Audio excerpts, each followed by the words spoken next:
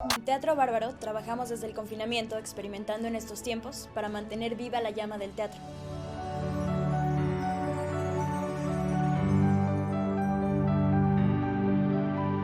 Muy pronto volveremos a respirar en un mismo espacio. Mientras eso es posible, vive esta experiencia virtual.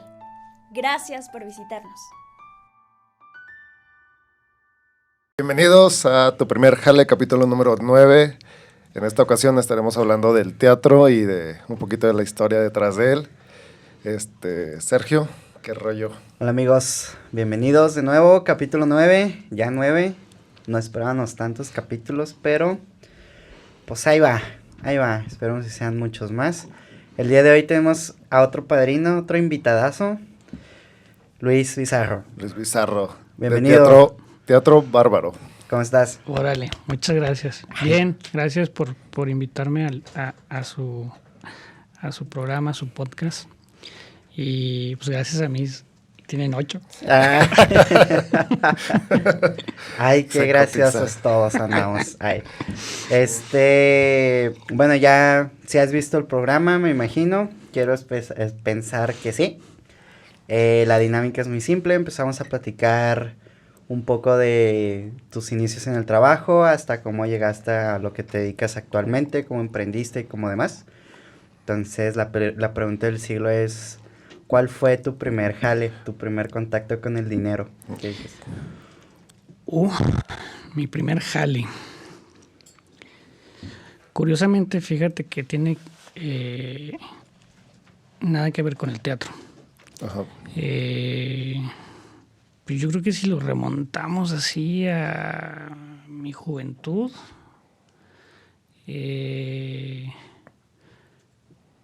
pues yo creo que como mucha banda, la meseriada.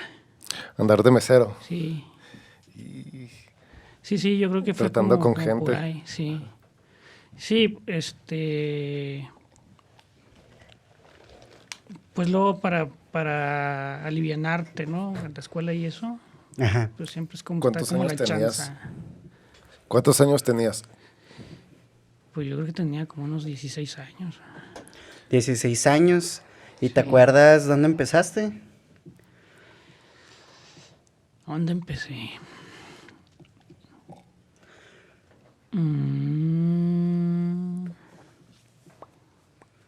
Es que sí estuve como en varios lugares, y así exactamente no me acuerdo en cuál. No sé si había un lugar que se llamaba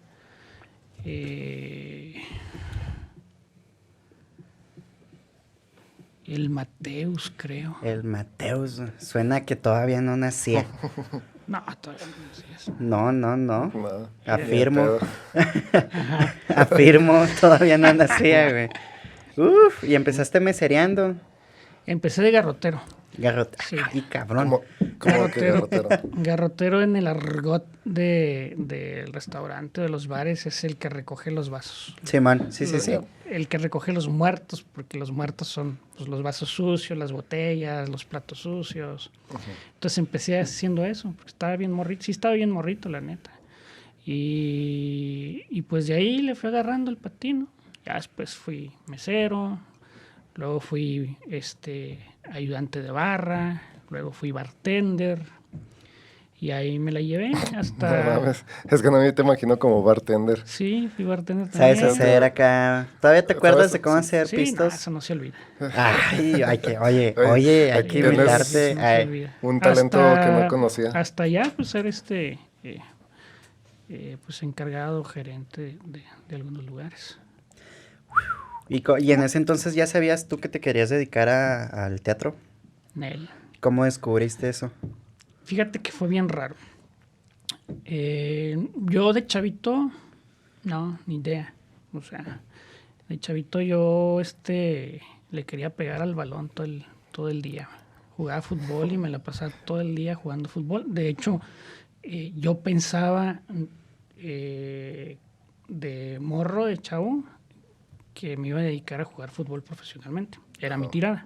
¿Querías Que sí entrar lo en la escuela? sí lo hice en tercera división. Ah, no mames, güey, ¿en serio? Pero pues Vamos a tirar bola. no sé, ¿no? Es complicado, sí es, no era un jugador tan bueno. le echaba muchas ganas, pude llegar ahí a tercera, con un par de equipos, y pues hasta ahí llegué. No sé, luego sentí que no era realmente lo que yo iba a hacer en la vida. Aunque sí siempre ha sido el soccer una de mis pasiones, grandes pasiones. Todavía hasta ahora. Todavía le da... Bueno, ¿todavía sigues jugando de repente? Pues ya no juego casi. Ya tengo rato que no juego. Porque lo es complicado, ¿no? Ya con la chamba y esto, pues ya no hay mucho tiempo. Y aparte que si pudiera jugar en estos tiempos, pues sería más bien como ya el fútbol que hay ahora, Sí, ¿no? compas, Rápido, ¿no? de sala, sí, y esos juegos que siempre son en la noche. De esos que terminas y la caguama ahí en la banca, Terminas ¿no? ahí. Entonces en el esas horas pues estacionamiento. yo estoy ensayando. Sí, de hecho Generalmente. tienes un ensayo después de este podcast, amigos. Sí. Sí. Pues eso iba a ser, fíjate. Y luego ya, pues para alivianar lo económico, porque luego pues en la casa sí estaba un poco complicado. El asunto económico no era el ideal. Ajá. Y entonces pues para alivianar y pues también para traerte pues tu lanita ahí, para comprarte, no sé, X cosa, pues empecé a trabajar pues en los restaurantes, ¿no? Como mesero, y ahí me fui. Y curiosamente eso me lleva al teatro, porque luego ya del paso del tiempo, que pues pasé por todo esto de la mesería, del bartender, y luego ya fui como manager de algunos antrillos. Y en un lugar que era como, pues de alguna forma se volvió un poquito emblemático, ¿no? Un lugar que se llamaba El Boomerang. El Boomer. Suena El también Boomerang se llamaba. Suena que también no nacía.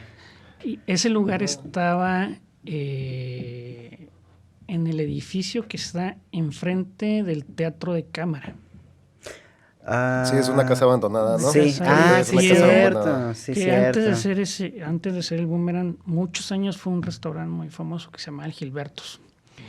Y luego ya después del tiempo, yo trabajaba con un gran amigo, Roberto Ortiz, que tenía pues restaurantes, bares, y me habla para que había agarrado ese bar y pues que había que levantarlo, ¿no? Y entonces yo me voy ahí a ese lugar, que además era un lugar súper grande, que tenía una zona de billares, y lo tenía, en la primera planta tenía una zona de billares, muchos billares, había como unos, no sé, como unos 12 mesas. Había juegos de dardos, de juegos de mesa, y había otra zona que era el antro, ¿no? Donde había rock en vivo en las noches, los fines de semana, y había otro lugar y ahí mismo en el segundo piso había una discoteca. Entonces era muy grande. Y pues en ese entonces me habla Beto, vemos, hacemos un plan ahí de trabajo, nos llevamos unas banditas y se empieza a poner muy chido el lugar. O sea, empezaste prácticamente... La estrategia que utilizaste para levantar esos lugares era promotor, literal. O sea, Sí. como conectabas con gente que movía gente Sí, y demás. sí. Ajá. Ok. Sí, un poco como fue lo que fui haciendo después, que ya como que me buscaban para alivianar lugares. Pues un poco ¿Cómo? de lo que ahora se conoce como RP, ¿no? Ajá, Algo así. Más o sea, o menos. era prácticamente eso, ¿no? Sí. Y como en aquel entonces, por ejemplo,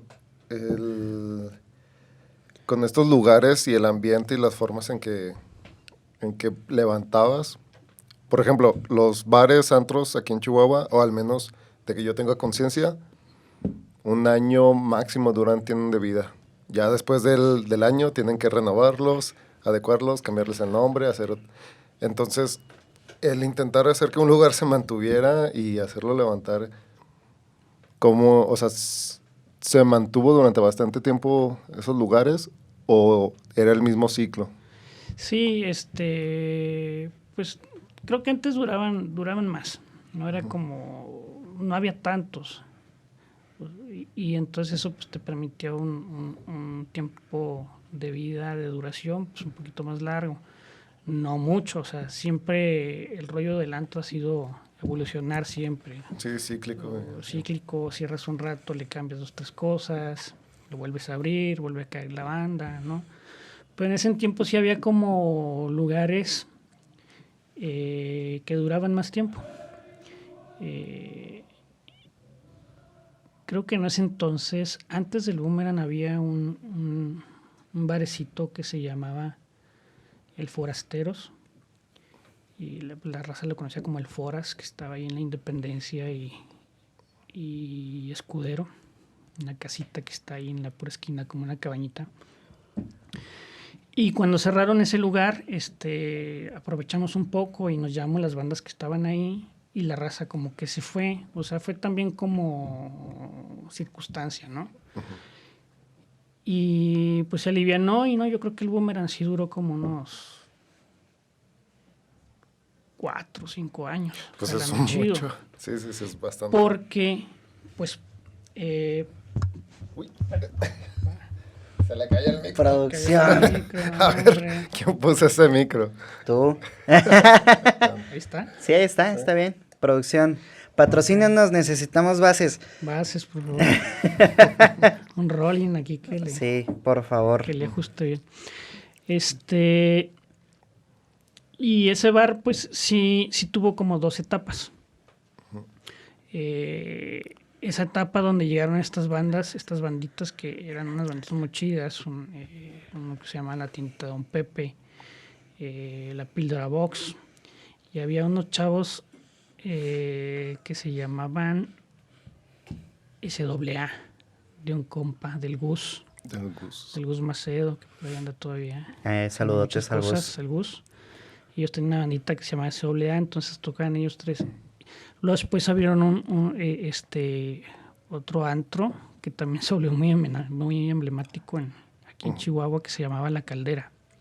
Ah, sí, claro.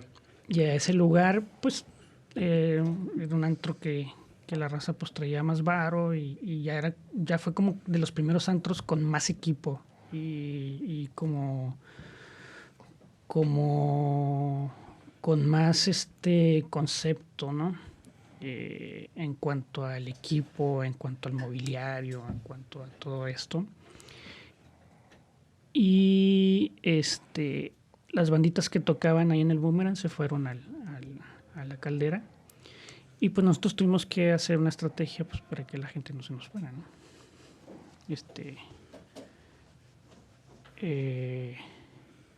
Y lo que hicimos fue empezar a audicionar bandas. ¿Pero eran bandas originales o no, originales. Covers? Bueno, era en ese entonces pues se tocaba el cover. Es que, lo se que veía se mucho. decía el abarrote. Se veía mucho que eran... No sé si todavía. Sí, todavía. Que eran de covers, pero ya algunos empezaban a traer sus propias rolitas. 1 o 2 rolitas, ¿no? Pero sí traían covers. Uh-huh. Sí, pues en el antro era la chamba, ¿no? Pues tenías que tocar ahí lo que la banda pedía, lo que la raza pedía. Pero sí, ya cada uno de sus grupos tenía su material, ¿no? Incluso mucho antes, pues yo te estoy hablando...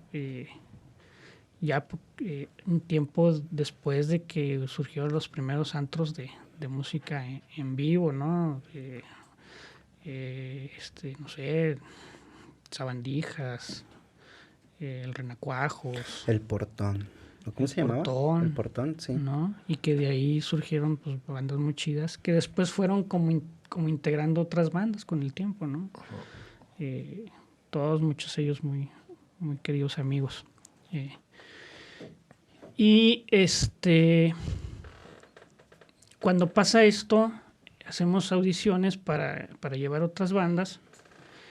Y una de las audiciones la hace una bandita que estaba integrada por unos chavos que estaban en la Facultad de Artes. Y otros integrantes que no están en la facultad, que luego al paso del tiempo se volvieron de mis más grandes amigos. que eran 2 hermanos, César Gómez, que pues lamentablemente esos años ya no está con nosotros, y David Gómez. Y entonces ellos traían como un concepto de rock latino, muy chido. En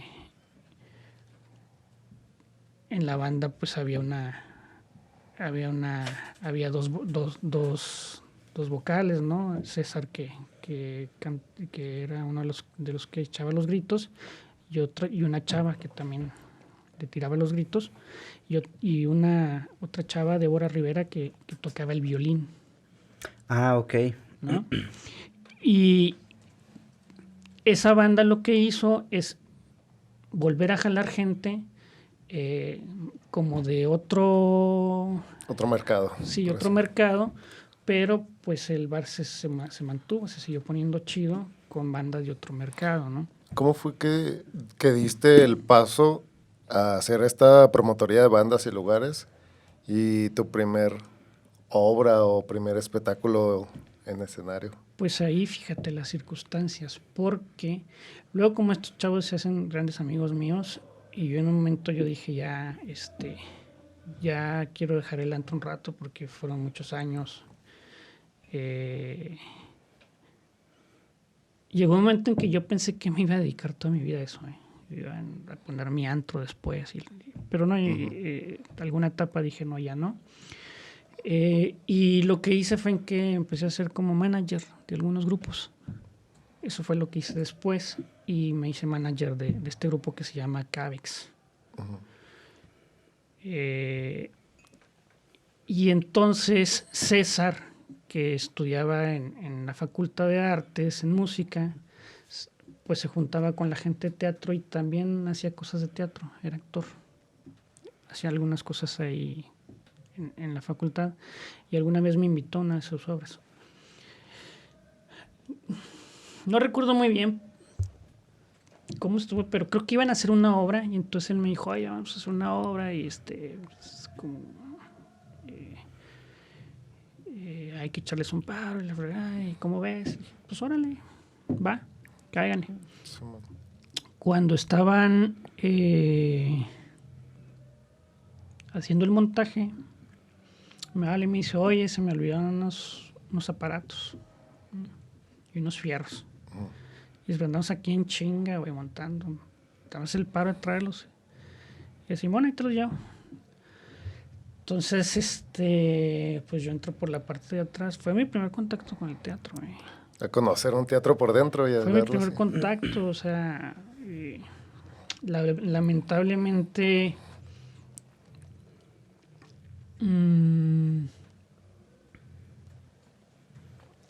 Lamentablemente, y lo digo porque lo viví, o sea, muchos tenemos las primeras aproximaciones hacia el arte muy grandes.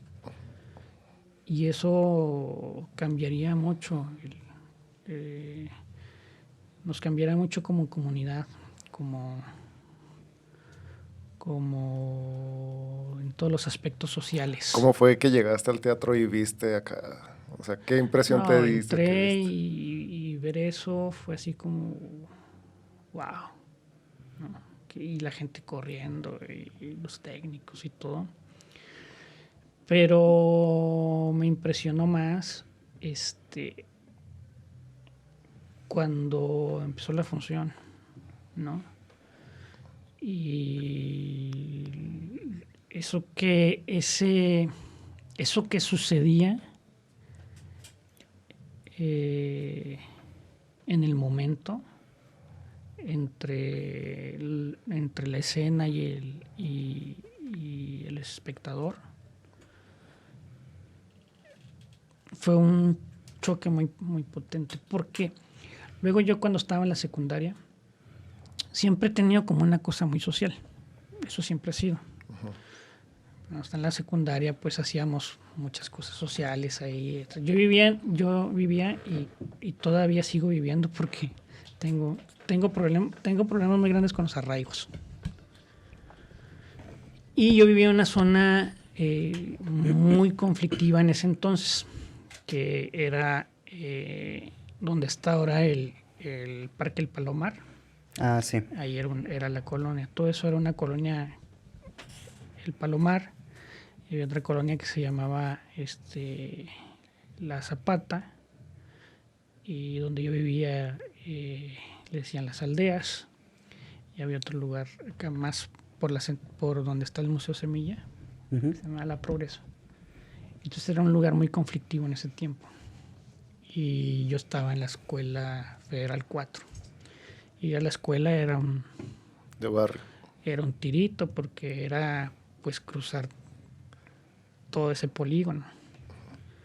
Entonces pues luego teníamos que hacer como cosas para poder asistir a las clases, ¿no? O sea, como, no sé, pararnos ahí en presidencia municipal para pedir que hubiera pues, una patrulla que nos pudiera estar a la hora que pasábamos, a la hora de entrada y salida, ¿no? Y cuando pasó este como impacto en la función, en esa función de teatro, pues encontré como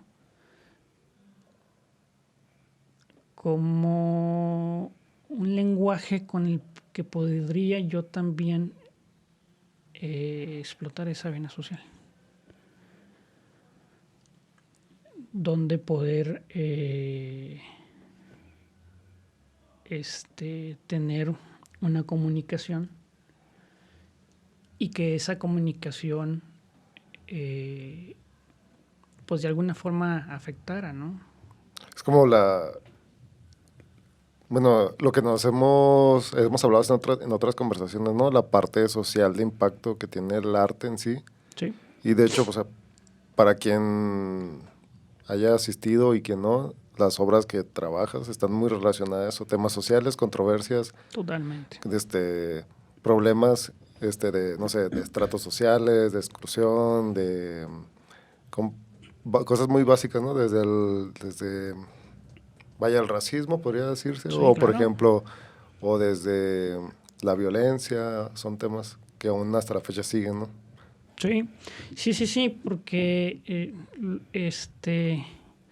parece que no, pero el teatro, no solo el teatro, cualquier manifestación de arte, y te lo digo porque lo he vivido durante algún tiempo, pues sí transforma los entornos sociales, ¿no? Y entonces en esa primera aproximación dije, claro, o sea, aquí lo que el espectador está recibiendo indudablemente te lleva a reflexionar, como sea, ¿no? Digo, la obra, lo debo confesar ahora, no me gustó nada.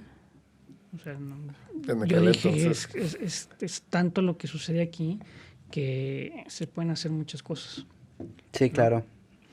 Y de ahí me prendí, empecé como a ver más teatro, empecé a tallarear, pues empecé a hacer cosas más, primero de actuación, luego ya como ¿Cuál fue cosas más técnicas. el primer papel No, que ni me hiciste? acuerdo.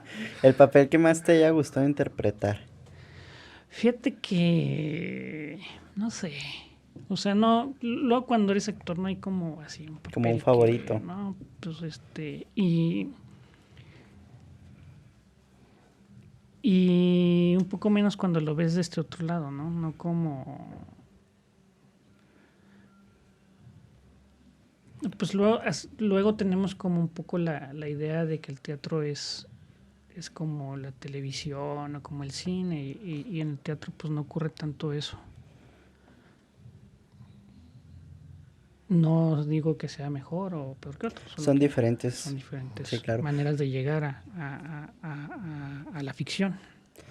Eh, Y entonces, no, y aparte que yo siempre supe que yo no iba a ser actor, vaya, o sea, pues, de alguna forma tenía que experimentarlo para conocerlo, para aprenderlo, pero siempre yo desde ese momento sabía que iba a ser director, ¿no? Pero pues con las otras experiencias también de otras cosas, ¿no? Como el fútbol, como el antro y esto, pues tenía que aprender otras cosas. Entonces, pues había que aprender primero qué se sentía estar ahí en la escena, como actor, aprender de iluminación, aprender cosas de escenografía, cosas técnicas, ¿no?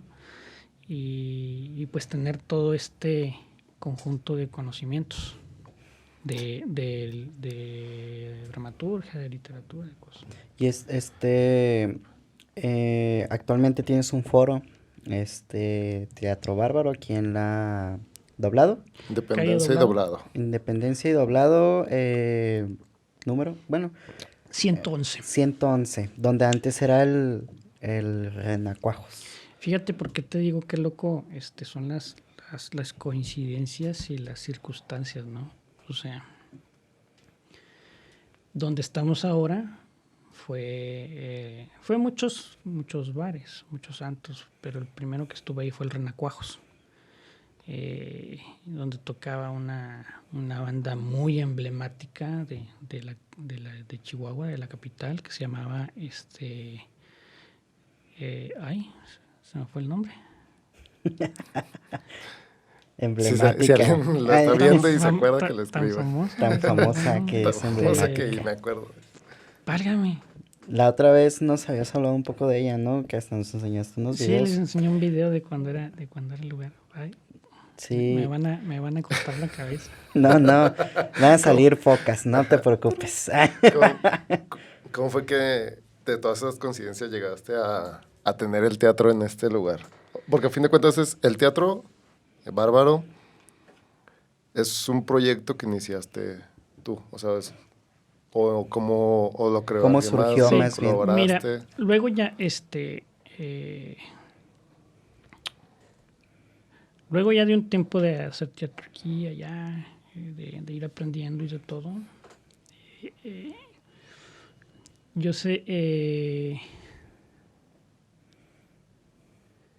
sentía la necesidad de tener una compañía que hiciera teatro constantemente. Pero no me quería ir a la Ciudad de México. O sea, mi convicción siempre fue hacer teatro aquí. Porque en México, en la Ciudad de México, pues hay mucho teatro. Y donde necesitamos hacer teatro, pues es aquí, ¿no? No que no hubiera, sí lo había, pero viendo otras formas de llegarle al teatro, pues había en el país compañías en provincia, en otros estados, que estaban haciendo teatro en sus lugares y que lo hacían constantemente. Entonces, pues la idea era tener un proyecto así, que ya existía un proyecto así, pero en Ciudad Juárez, pero aquí en Chihuahua no, y fue como eso, explorar, investigar esos proyectos que ya tenían ese camino y que ya tenían esas experiencias. Y lo que hice precisamente primero fue eso, aventar unos 2 años de investigación, de exploración, de conocer, de pues sí viajar, ¿no? De trabajar en otros lados para aprender estas formas y luego ya iniciar un proyecto aquí. Y pues también tener como gente que estuviera en el mismo canal, ¿no? En un patín. Y entonces pues se fue conformando una compañía. Algunos ya éramos amigos, ya habíamos hecho teatro antes, y otros no, son gente que yo había visto y que pues sentía que podían ser parte. Y así lo conformamos. O sea, no fue tampoco algo a partir de esas experiencias de investigación, teníamos como claro qué hacer, pero pues había que empezar, ¿no? Entonces empezamos en una bodeguita muy pequeña que estaba ahí en la que está todavía pues en la calle 20 de noviembre en Nato Guerra, que es la 25 y media, es donde está un Oxxo, y en una esquina y en otra esquina está una cantina. No, una gasolinera, no como siempre que... No, en esta hay un restaurante de mariscos y luego está un Oxxo, y en la otra esquina hay una cantina que hace mucho se llamaba, no sé, el Nachito Bar, no sé cómo. El y Nachito. En Nachitos Bar. Y en el tiempo que nosotros estuvimos ahí se llamaba el Sopi. Y enseguida hay una bodeguita muy pequeña. La bodeguita era como de 6 por 4 metros. Y ahí empezamos a ensayar y dije, aquí vamos a empezar. Y ¿cómo? Pues sí, cabían 10 gentes. Sí, pues... Ahí en el... lo que es de este trompeta. tamaño. Ahí en... Sí, haz de cuenta esto más o menos. Un poquitito más grande. Y ahí empezamos a hacer funciones de teatro. Y entonces es donde yo vengo a reafirmar lo que te digo, que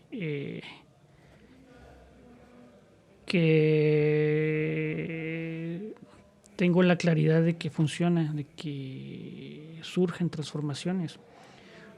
Porque entonces nosotros empezamos a hacer ahí teatro, y te voy a decir cuándo hacíamos teatro, ¿eh? Empezamos ahí en el 2019, en el 2009. O sea, había bares enfrente y había días que salíamos de ensayar y no nos podíamos ir porque estaba acordonado.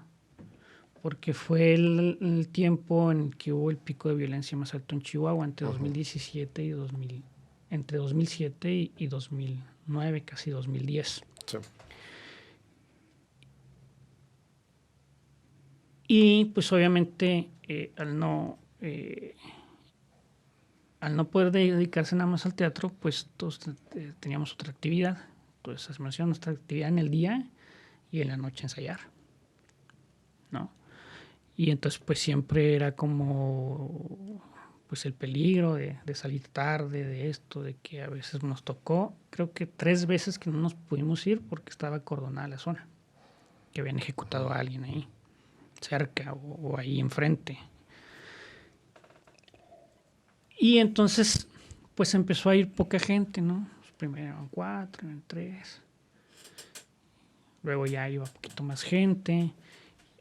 Y lo que sucedía era que teníamos que lograr ciertos objetivos, pues también porque como hacedor de teatro, como en cualquier otra cosa, otra actividad, lo que te va generando conocimiento, habilidades, pues es estar haciendo lo que estás haciendo, ¿no? Sí, la experiencia. La experiencia que vas cobrando.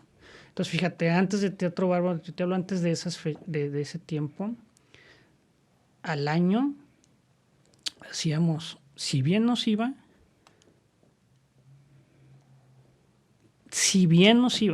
4 funciones al año. Porque los teatros eran en ese entonces, bueno, son caros, porque pues, te tienes que producir, tienes que ensayar, tienes que presentar, tienes que hacer tu difusión. Y entonces, cuando te presentas, pagas la renta del teatro, pagas todo esto, te presentas y luego, pues ¿no? Que a una función va la mitad y a la otra va la mitad de la mitad. Entonces no hay regreso. Entonces, ¿cuándo vuelves a hacer teatro? O sea, ¿cuándo te vuelves a presentar? Pues hasta que juntas lana para poder pagar el teatro.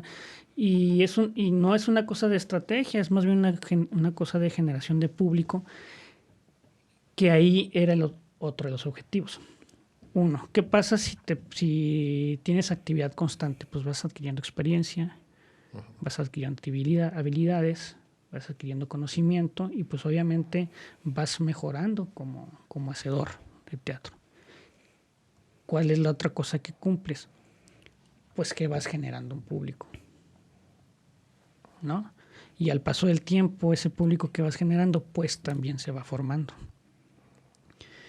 ¿Cómo íbamos a lograr eso? Pues solo había una forma,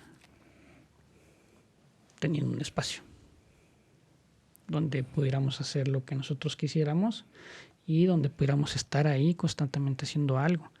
Entonces, pues lo que hacíamos es primero que teníamos funciones los viernes, ¿no? Y luego ya después teníamos funciones viernes y sábado, y entonces la gente que iba era la gente de la colonia. Y se empieza a ver una transformación ahí, ¿no? Porque incluso la gente de la cantina... no pues, se iban bien pedos. no, pues estábamos ensayando o en la función y pues la rocola, ¿no? Y la rocola estaba pegada a la pared de nosotros, pues se oía. Digo, no se oía la gente que estaba ahí, pero cuando encendían la rocola, pues sí.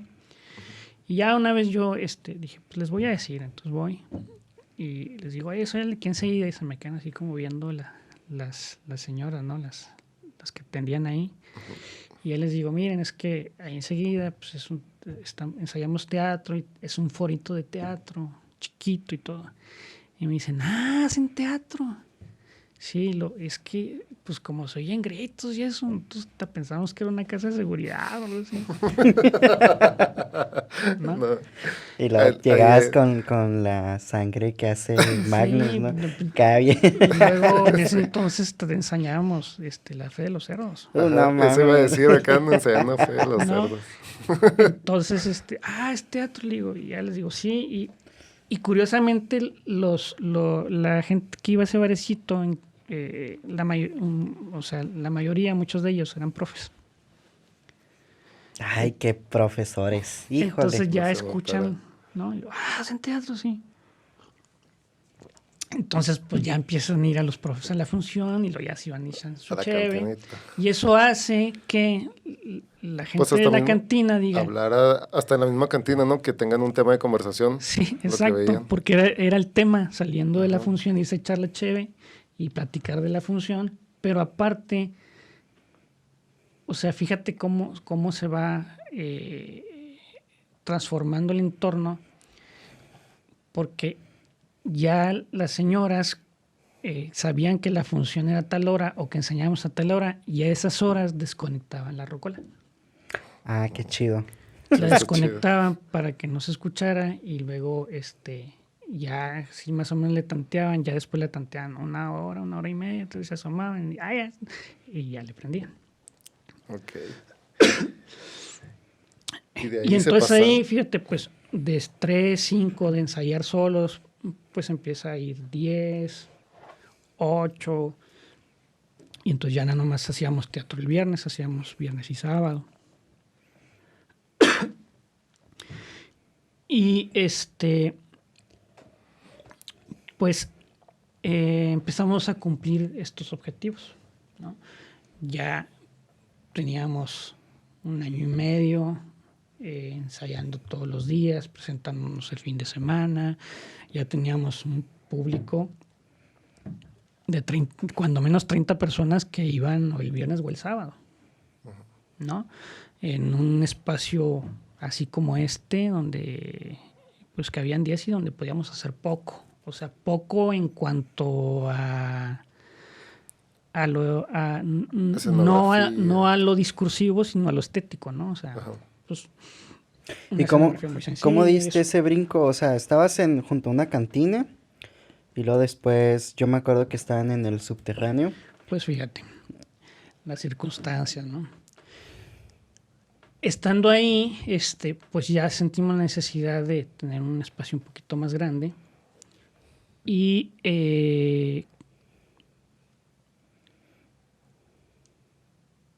ahí en la calle Aldama y Séptima Ujú. hay un edificio Art Deco que tiene un sótano. Ese sótano, como está todo como raro relacionado. Ese sótano en los años 80, que pues, a mí no me tocó, pero sí me acuerdo que de chavito pasar por ahí, era una discoteca que se llamaba El Aristos, ¿En el sótano? en ese sótano. Oye, ahí se hacía el after. Era una discoteca que yo me acuerdo yo pasando de chavito ahí por la séptima, Ajá. porque tenía en la puerta un letrero de neón rojo que decía Aristos. Ok. Sí, ¿No? eso no me lo sabía. Sí, ya me acuerdo. Y después de unos años, o sea, ya después yo cuando trabajaba ya en el antro y esto, Ajá. en ese edificio, en el piso en el segundo piso, hubo también un bar, un antrito que fue también como muy, muy famoso, que se llamaba El Vuelo de Ícaro. Y ahí O sea, trabajé yo. de alguna manera... Siempre está relacionado a algo, ¿no? Ajá, Curioso. te El ve Vuelo de arrastrando. Ícaro. Y ahí trabajé yo en El Vuelo de Ícaro y pues me hice como muy amigo de los dueños en ese tiempo. Que yo estoy muy agradecido con ellos porque fueron momentos muy padres y que aparte aprendí muchas cosas. Cuando hacemos eso, un día, cuando íbamos a tener este primer forito, le dije, vamos a tener un foro aquí, ya. Y me decía, no, ¿cómo? Sí, ya. Y algún día íbamos pasando por ahí y me acordé del sótano. Y me acuerdo que íbamos pasando algunos por ahí, íbamos a comer algo, no sé. Y pasamos por ahí y les dije, ese va a ser nuestro siguiente foro. Ahí hay un sótano, ese va a ser nuestro foro. Y preciso en esos días me pidieron la bodeguita esa que estábamos usando, acá en la 20 de noviembre, porque pues ya iban a usarla para... Enseguida había un taller y era como parte del taller, iban a reabrir el taller y lo iban a usar, eran como las oficinas del taller y eso. Y me pidieron, entonces, pues anduve buscando yo al dueño del edificio, a Julio, y que tenía ya un rato de no verlo, o sea, teníamos un rato de que no nos veíamos. Y pues me lo encuentro, le platico, le digo, mira, traigo esto y esto otro. Va ahí al foro ese que teníamos en la 20 de noviembre, ve una función, ve unos ensayos, me dice, órale, qué chido patín. Órale, pues, éntrenle. Pues claro que cuando entramos al sótano, pues era un desastre, ¿no? Sí, O sea, a tener que limpiarlo, ¿no? sí, no, estaba lleno de cal porque le echaron cal para los animales, pues duró mucho tiempo cerrado, el edificio tenía muchos años sin usarse y el sótano más. Entonces sacamos, no sé, creo que como un dompe de pura cal que sacamos nosotros. O sea, tenemos fotos nosotros así empanizados blancos, con botes sacando la cal y luego limpiarlo, porque aparte como se metía el agua, pues había partes donde estaba mojado y duro. Ya era piedra, ¿no? Eso. Sí, entonces sí fue una buena friega, ¿no? Limpiarlo. Y ahí nos metimos, hicimos un sistema de iluminación y órale, a ensayar y a dar funciones. En ese entonces, lo que es la calle Séptima, fíjate, a pesar de que está a una cuadra del Palacio de Gobierno, era un picadero, o sea, era un callejón muy oscuro. Todavía no estaba peatonalizada la Victoria ni todo eso. Ese callejón sí tenía pavimento, pero estaba cerrado, tenía cadenas, pero estaba muy oscuro, no había luz y pues ahí era un picadero. Entonces llegamos nosotros, empieza a haber movimiento, hacemos una petición nosotros a la gente del municipio de ese tiempo que pues, nos alivianen con las lámparas, pues estamos haciendo ahí teatro y la fregada.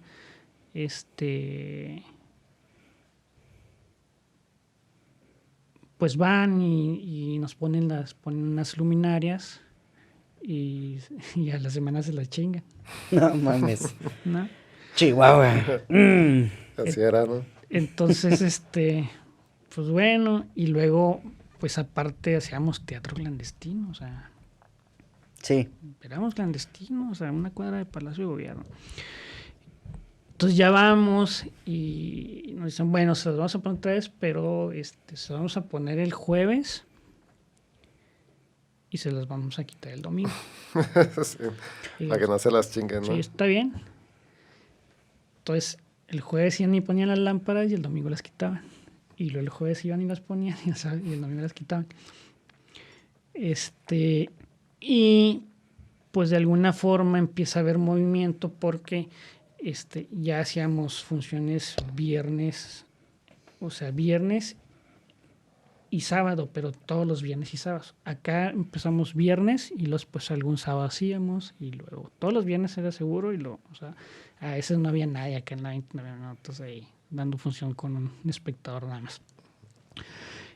Y acá empezamos a hacer viernes y sábados y lo abrimos jueves también, porque la raza le empieza a caer. No, porque aparte la experiencia de bajar al sótano, que es un Sí, sótano también. de piedra, Sí, de está ver chido. una función así de teatro, tú aquí, y lo que está sucediendo en la escena a 1 metro tuyo menos, es a veces Sí, impacta. aquí el actor, pues eso genera una experiencia, Los envuelve, ¿no? sí, muy, muy padre, y el bajar al sótano y eso. Y empieza a correrse la voz, y empieza a caer banda, abrimos ya jueves, viernes y sábados, se empieza a hacer mucho movimiento ahí. Pues la misma gente empieza a pedir como que sea un lugar más seguro. La raza que estaba ahí al ver movimiento, pues ya no se siente Tan cómodo. tan cómodos, confiados, y se empiezan a retirar Ujú. de ahí. Y entonces pues ya le pedimos nosotros, como era una calle cerrada, pues que nos echan la mano poner unos adoquincitos para que se viera más cotorrón, ¿no? Y nos dicen, pues no, pues está de movimiento ahí, está, qué padre, ya no hay como vandalismo, ya no hay tanto, ya no está tan vandalizado el callejón. Nos ponen un adoquín, eso hace que el espacio sea un poquito más bonito. Y pues seguimos dando funciones ahí, ya dábamos jueves, viernes y sábado.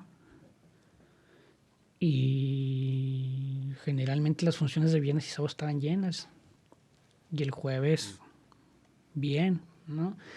Entonces vamos cumpliendo varios objetivos. Estar en actividad constante, porque ensayábamos de lunes a miércoles y de jueves a domingo función. De eso te estoy hablando en el 2010 hasta hoy. O sea, no hemos parado. Por ejemplo, independientemente ahorita de que está la pandemia y obviamente cerraron teatros y otros más locales, pero en temporada regular, ¿cuántas obras hacías al anual? ¿Cuántas Antes de la funciones? pandemia. Ajá. No, pues imagínate, o sea, Prácticamente el año tiene 58 semanas. no, O sea, o sea, no tengo la estadística del 2019. En el 2019 funciones, porque luego ya, bueno, es otra cosa que te voy a platicar ahorita, pero para decirte un poco, para cerrar la idea.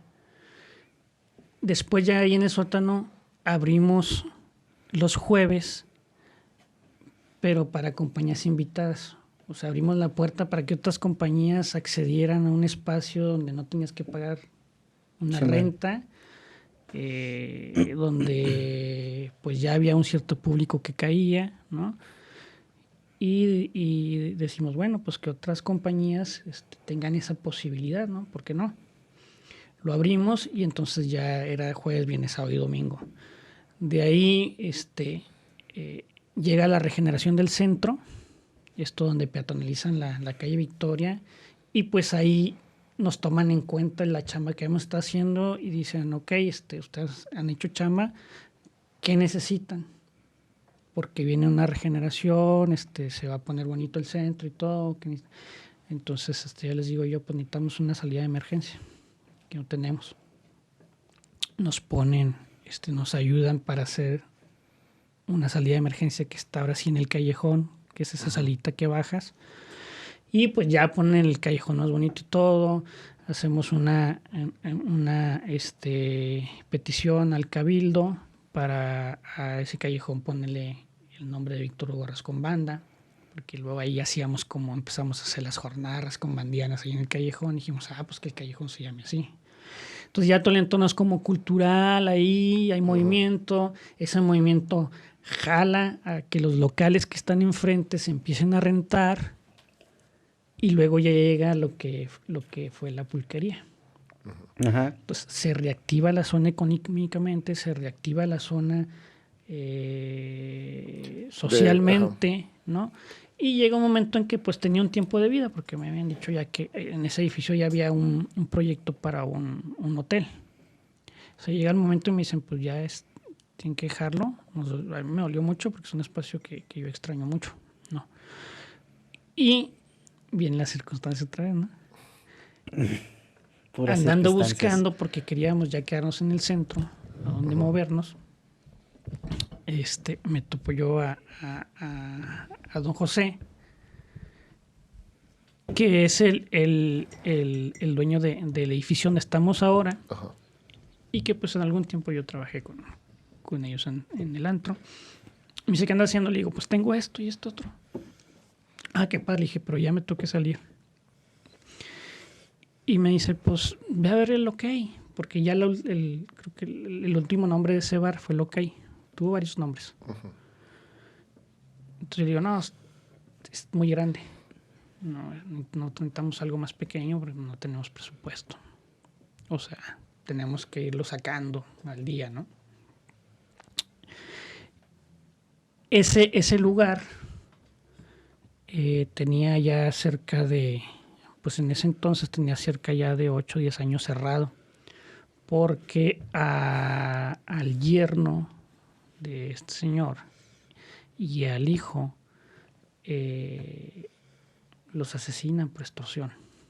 Entonces él decide cerrar todos sus lugares que tenían como bares y así, y dice, ya no más, o sea, ya esto no va a ser, ya no van a ser bares. Entonces cuando se lo rentaban para poner un antro, un barecito. Y él les decía que no. Entonces duró muchos años cerrado. Estaba bien porque le daban mantenimiento. Me dice, pues velo, vamos a verlo. Ya fuimos y lo vimos. Dije, no, pues o sea, me Está queda chido. porque me queda un sótano, me Sí. queda espacio para hacer muchas cosas, pero pues es una renta que yo no puedo pagar. Y me dice, métete el primer año, me pagas lo mismo que en el sótano. Que ya después pagamos renta en el sótano. Pues órale, nos metimos. Viene esta cosa de la transformación, ¿no? Un lugar que se cerró por temas de violencia, de pronto se transforma en un teatro. Y eso es lo que le llama mucho la atención al dueño. Entonces, fíjate cómo está conectado a las cosas, ¿no? Acá, en la 20 de noviembre, un lugar que estaba en la Chingada. violencia y se transforma el entorno. En el callejón, con el teatro, con la cultura, se transforma no solamente social o comunitariamente, sino hasta económicamente, porque se reactiva la zona. Sí.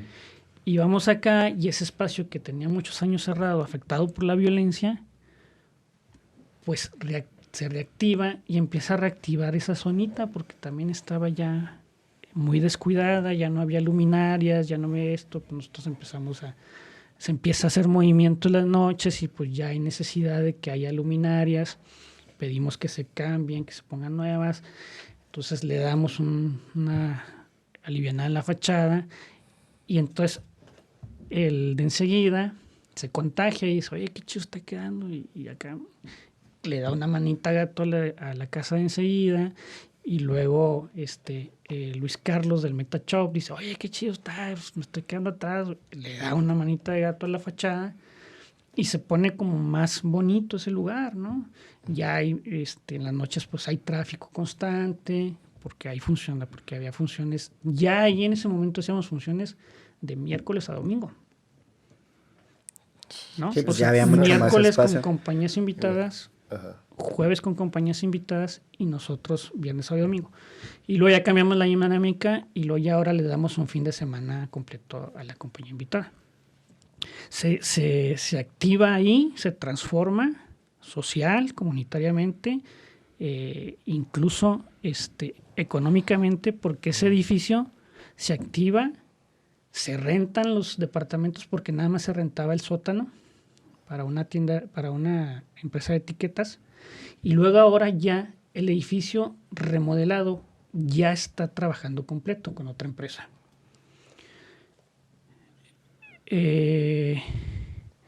Entonces, ya ahí si vemos que de jueves a domingo hay actividad y luego de pronto el martes hay una presentación del libro y luego el lunes hay un concierto de algo, pues entonces las actividades son cerca, en el 2019, son cerca de 180 funciones de teatro bárbaro y 120 de compañías invitadas. Estamos hablando de 300 días de actividad de los 360. Casi todo el año. Casi Constante. todo el año. Entonces, pues obviamente esto te va generando experiencia, no solo como hacedor de teatro, sino como promotor. Y ya inclusive en el nuevo local ya hasta tienen un museo, ¿no? Sí, te digo, o sea, vamos haciendo, tenemos, luego nos empiezan a donar, nos hacen una donación de libros. Sí. Y luego se prende la chispa, ¿no? Tenemos el espacio y empiezo a pedir yo donaciones. En aquel entonces, lo que era el Instituto de Cultura, el ICHICUL, el Instituto de Cultura del Estado, nos hace una donación de libros, el Instituto de Cultura del municipio nos dona unos libros, la Universidad Veracruzana nos dona otro tanto, y la gente que viene a visitarnos, pues nos hace donaciones de libros y hacemos una biblioteca. Y con esto de las jornadas rascombandianas, que también fue un proyecto que iniciamos junto con la familia de Víctor Hugo Rascombanda, que pues es una... Para la gente que no ubica o que no sabe o que apenas se puede adentrar al área de teatro, así levemente, ¿quién fue Víctor Hugo Rascombanda? Víctor Hugo Rascombanda es un dramaturgo chihuahuense de la Sierra de Uruachi, que pues es uno de nuestros grandes legados culturales en el estado, en el país y en el mundo. Un dramaturgo muy prolífero que escribió cerca de 50 obras de teatro, guiones de cine, novela, cuento. Fue, entre sus cargos que tuvo, fue el director general de la sociedad, general de la Sociedad de Escritores Mexicanos, y fue el segundo latinoamericano y el primer mexicano que pronunció el mensaje del Día Mundial del Teatro. La UNESCO, todos los 27 de marzo, que son el Día Mundial del Teatro, elige un personaje mundial importante en el teatro. Y él fue el primer mexicano y el segundo latinoamericano que pronunció. O sea, pues uno de nuestros más grandes legados culturales del país, ¿no? Actualmente... Y ahí pues tenemos el museo. Ajá, tienen el museo dedicado a Víctor Hugo Rascombanda, y también tienen varias pues, ahora sí como en stock, hacen varias representaciones de las obras de él, ¿no? Sí, tenemos algunas obras de Víctor Hugo que las presentamos en su aniversario luctuoso, ¿no? Hacemos lo que son las jornadas rascombandianas, donde ahora ya puedes visitar el museo, donde hay pertenencias de sus casas, de pertenencias de él, Su máquina de escribir. Sus O sea, máquinas de escribir. Imagínense, es que yo lo veo así, de haber llegado y iniciar un pequeño proyecto y la necesidad del teatro en la sociedad, en un cuartito de 4 por 6, a tener ya un teatro, un museo, ya biblioteca incorporado con esto y haber logrado tantas cosas. También que te ha llegado hasta dónde ha llegado el trabajo de la compañía de Teatro Bárbaro, fuera de Chihuahua. O sea, qué mal aquí en Chihuahua, y esto es como que ya a modo de crítica, es difícil abrir e incentivar el que la gente vaya y asista y consuma teatro. Pero de aquí, fuera de Chihuahua, ¿cómo los conocen? No, pues ya, pues afortunadamente ya con la chamba, pues, en todo el país, digo, y aparte el foro, Teatro Bárbaro, Foro Cultural Independiente, está considerado entre los mejores espacios independientes del país. Y pues la compañía ya, pues digo, yo creo que desde 2014 tenemos ya giras nacionales. Generalmente todos los años hacemos 1 o 2 temporadas en la Ciudad de México. Siempre que estamos en la Ciudad de México nos va muy bien. Hemos generado un buen público que conoce pues Teatro Bárbaro, no que hayamos generado público del teatro, y hay mucho público, pero sí que conoce la compañía, los trabajos, y que procura, que está preguntando cuándo vamos. Pues yo creo que hemos recorrido ya todo el país, y pues también internacionalmente, ¿no? ¿Dónde más ha llegado el nombre de Teatro Bárbaro aparte de México? Pues mira, la última gira que hicimos al extranjero fue una gira que hicimos en España. Estuvimos en uno de los festivales de teatro iberoamericano más importantes, que es el Festival de Cádiz. Estuvimos en la edición número 32. Y de ahí pues hicimos una gira por Madrid, Sevilla, Murcia. ¿Con qué obra fueron al festival? Fuimos con una obra que se llama Yo tenía un Ricardo hasta que un Ricardo lo mató, que es una variación escénica de Ricardo III de Shakespeare. Que en un principio, relacionada a la violencia de México. Que en un principio iba a ser una adaptación. Y esa obra es producto de otro de las estrategias que tenemos como compañía, y que ha sido muy enriquecedora para la formación de los que lo integramos. Todos los años hay una de las producciones que hacemos en el año, tenemos invitados, tenemos un director huésped, pues algún director con el que congeniamos, con el que tenemos ciertas afinidades, lo invitamos para que venga a dirigir el grupo. Se genera un montaje, un taller de montaje, y pues es una derrama de conocimiento lo que deja, ¿no? No solo un director, un escenógrafo, un dramaturgo, un iluminador. Y esa fue producto de una invitación que le hicimos a un director de Guanatos, de Guadalajara, muy reconocido, un grande amigo, además un gran maestro, Fausto Ramírez, que viene en las primeras prácticas a hacer una adaptación de Shakespeare, porque queríamos nosotros hacer un primer clásico, nunca habíamos hecho un clásico. Y pues ya los integrantes de la compañía ya tenían rato como, vamos a aventarnos un clásico. Yo veo una obra de Fausto en una muestra nacional, que fue una adaptación de Señorita Julia, y y decimos, pues es que es Fausto el que puede empezar con el primer clásico, ¿no?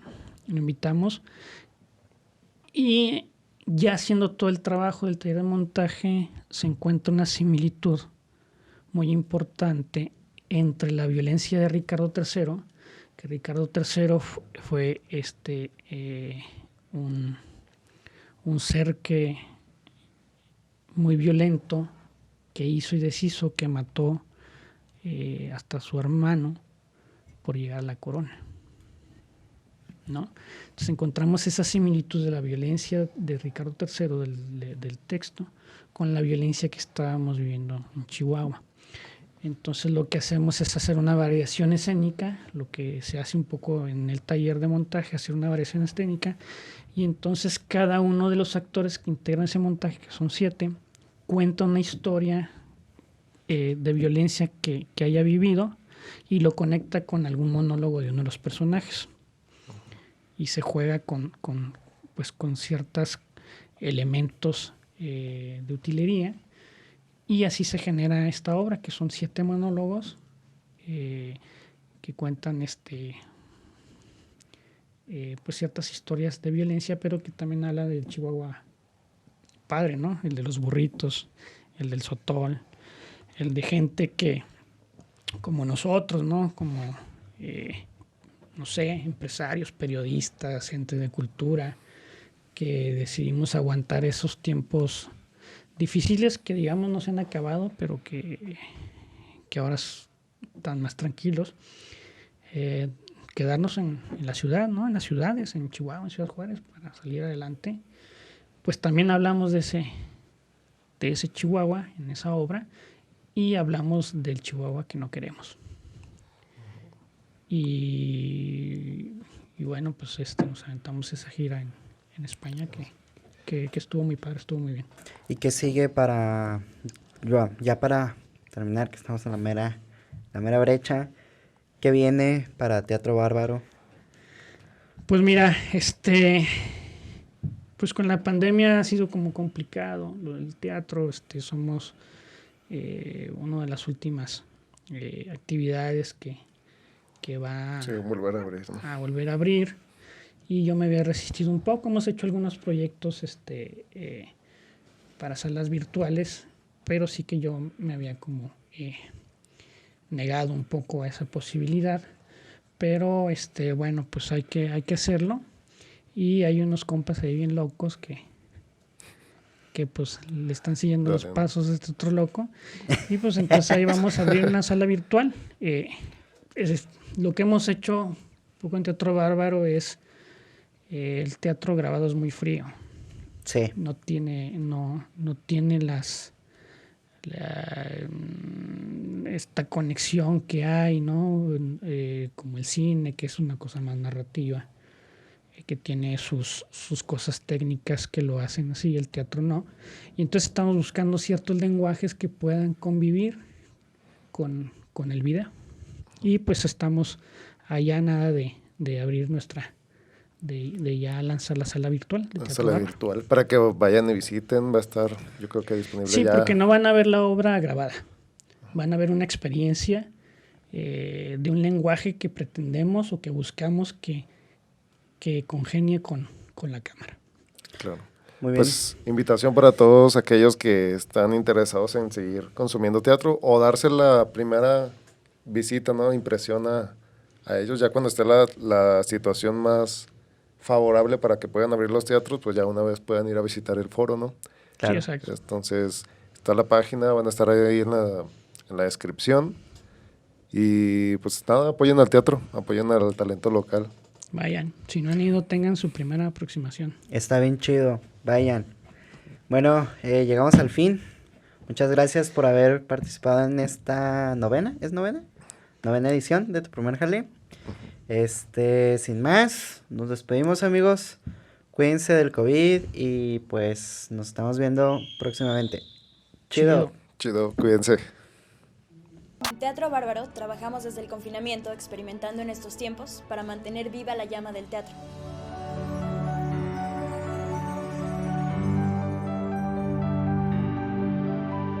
Muy pronto volveremos a respirar en un mismo espacio. Mientras eso es posible, vive esta experiencia virtual. Gracias por visitarnos.